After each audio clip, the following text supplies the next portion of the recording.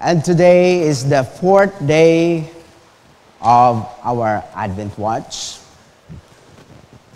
And what sustains us in our journey as a Christian is to have our faith to our God and also our perseverance.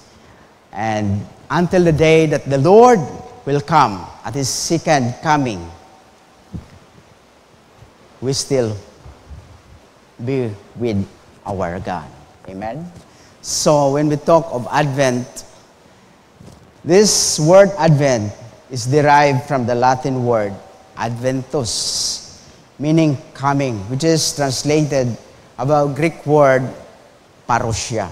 Now when we talk of parousia, this is the second coming, the time when Jesus Christ will return to judge humanity at the end of the world. The second coming of our Lord is not just one event, but it is the series of event. Bukod nga ron matabo sang one time lang, but we have to observe many things, no? As what mentioned in the Bible, that at the coming of our Lord, the second coming of our Lord Jesus Christ, abo nga katabo, no? Wars, rumors of wars, famine, pestilence, and many things. So that's why we need the grace of God to be sustained, to continue of our journey of faith. And our gospel today talks about John's birth announced to Zacharias. And Zacharias, take note, he was a priest. And he was with Elizabeth, his wife, the favorite of married priests. No, paborito git mga may asawa nga aki. Ag paborito gid ra ni Father Heinrich, to share with his friends that in the New Testament, Zacharias ay may ana nga asawa nga si Elizabeth. And Elizabeth was barren. Although wasan dat unga, no? Pero they are still faithful serving God. Especially Zacharias as a priest. He should be blameless because he is offering to the Lord. And rin permi ginahambal katon it aton nga obispo that we need to check our hearts always in coming into the presence of God. Hindi pwede kita mag-agto sa presensya at Ginoo nga mahigkor atong tagipusoon, may una nga mga grudges, may una nga mga sakit itbuot. Haman, hay dapat gagto kita sa presensya at Ginoo nga kita hay malimpyo, no? And at this time, Zacharias is about to offer incense in that hour of prayer, no? Ngani hay he was fall into the division of Abijah. And who was Abijah? Abijah was also one of the 24 priests, and Zacharias falls into his division, no? And to understand what's going on in the temple at that time, I have a simple illustration here. Madali ba lang ra, no?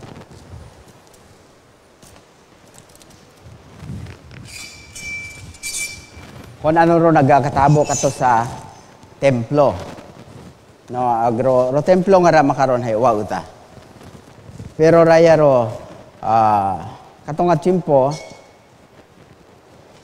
kita naton. So we can see here that there's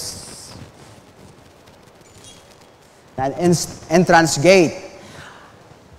And the scripture says that he is about to offer incense, karasa, altar of incense. So first, he entered into the gate and he purified himself at the laver. The purification, the custom of the Jewish priests to purify themselves to enter into the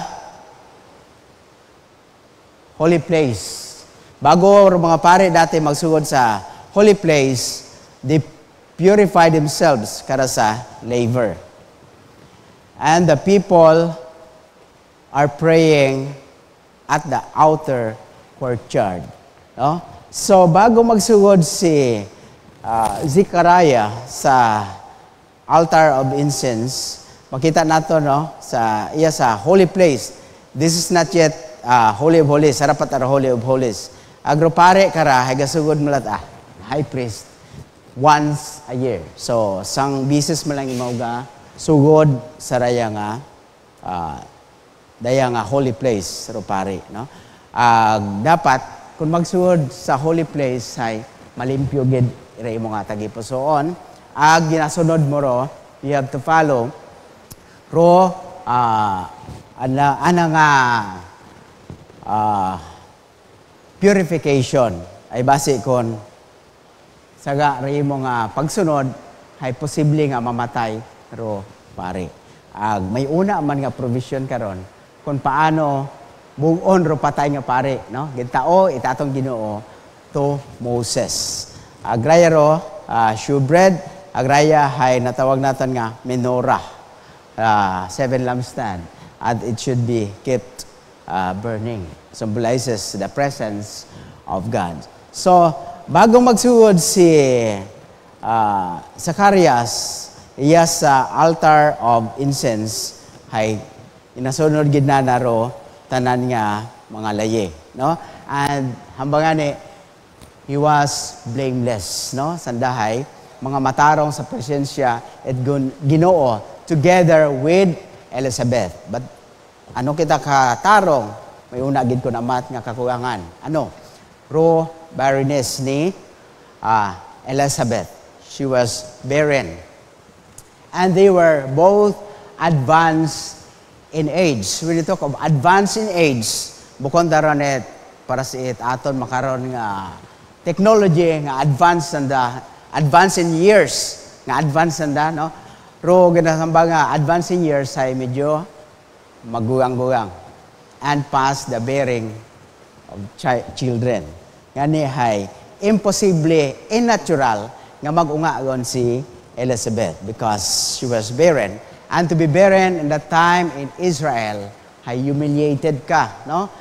Kahuguya kung ikaw may asawa, agwa ka itunga. Ngani bisan blameless ka, matarong ka, sumahambal kita ko na matra atong prayer hay what ginasabat it Ginoo nga ni hay kun amat hay gasusunggod yun kita, no?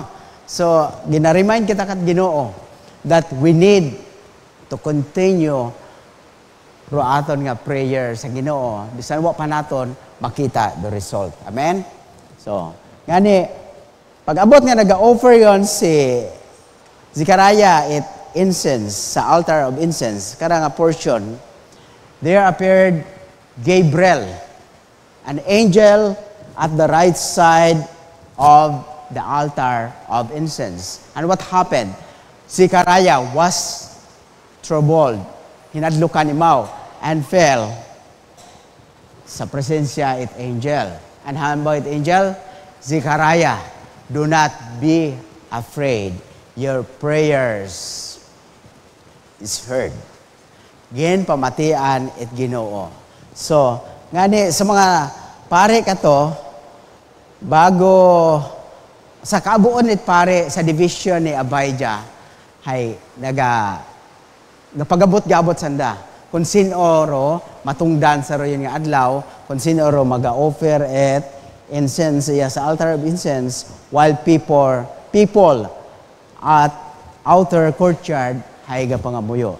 Symbolizes nga ro prayer at the altar of incense, nagasunog sa that incense, kapares man it atin nga prayers of the people, no? We are, nagasunog kita at incense, symbolizes nga ginadagara aton nga prayers sa Ginoo. So nga ni kon atong prayers sa limpyo, ginadagan naton sa Ginoo, ro yun yung atong pangamuyo ay ginapamatian. So after nga gintawan it instruction ni Gabriel, si Zacharias nga imo man ang asawa will conceive a son and call his name John. John the Baptist. Ambag ni Angel Gabriel kay Zacarias nga imong asawa nga barren hay magambuntis ag magaunga ag tawgon mo imaw nga si John. He will deliver. He will be a forerunner, no? Imaw ro gin-appoint nga forerunner it aton nga Ginoo. Imaw ro bukas itdagan obrahon na ng matadlong, matarong ro mga tawo para sa pag-abot it aton nga Ginoo. So mangutana kita, hay sinyon si John, tapos yun araan na nga time. Hay sinuot aron masunod kay John. Kita nga mga tawo. That's why we go to mission to prepare the way of the Lord at His second coming. Kita gon ro bag-o nga John the Baptist nga should share the Word of God in our Bible study, in a mission church, and outreaches, especially for those people who do not yet believe in God. Amen? So nga ni,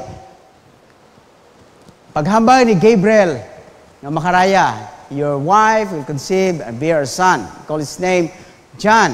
Ang saan nga at birth, ay mag-rejoice ro mga tawo, imaw ro ga-fulfill sa ginapaobra at Ginoo. So far, so good. But the answer of Zacarias, how could this be? Paalinda ay ro akon nga ni manang asawa hay barren ag advance in years pa, no? Kung sa aton pa natural hay imposible nga imaw hay unga, imposible mo ganabdos. Sa hamba ni Gabriel, I am Gabriel, I bring this good tidings, this glad tidings to you, the message from the Lord. Because you did not believe, from now on, you will become mute. Okay, nag-apa si Zacarias. Agro mga tawo sa gawa, outer courtyard, na kinugat ka na. And they perceived that he saw a vision. Kakita man ay mga vision inside the temple. So paggawa na, they gestured to them that he was beacon. Hindi ko ni mo kahambal. Ngani, mga tawo, sanda lang nag-intindi. So, they have, bisan mute si Zacarias, they have, pag-intindi, nagkaintindihan sanda. Karon siguro nag-umpisaro, mutual understanding, no? Nagkakaintindihan din. Makuha ka sa tingin. So, sa mga boyfriend, girlfriend, manahay, mag-immune man na kami. We have our mutual understanding. Ano man na mag-immune ka mo? Ano man ang immune? Ay, more than mutual understanding man. Kami man ay mag-un. No, kaintindi sana. Mag-un ita. M-U, mag-un. So, raya nga time that Zacarias lingered long in the presence of God and he became mute until the fulfillment until the fulfillment about angel until the fulfillment of these things. So ngani, what happened after his duty in his division, he go home and stay before the presence of God.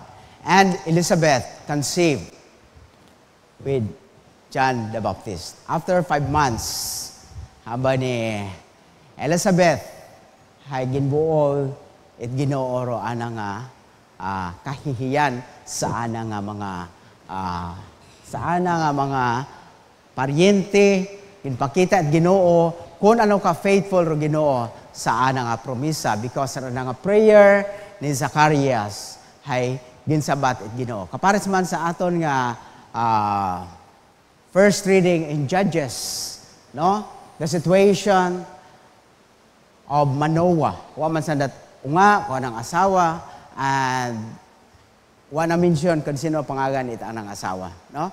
Nga imaw magaconceive and bear a son and call his name Samson. Ngani, gintawan man sa that instruction, kaparis man kay Zacarias, kagintawan man instruction na dapat hindi man na mag-inom si Elizabeth it wine and liquor or kaparis man at mga ilimnon and not to eat the unclean thing. Kaparis man kay Manoah. Rayero ana nga pareho nga sitwasyon sa Old ag sa New Testament, no? And he gave instruction that no razor upon his head because this child was Nazarite. When we talk of Nazarite, was consecrated, set apart to serve the Lord for a special duty. So kita man, gintawag it Diyos for a special duty to preach the gospel, to encourage people to make the way of the Lord at His second coming. Amen. So, please stand.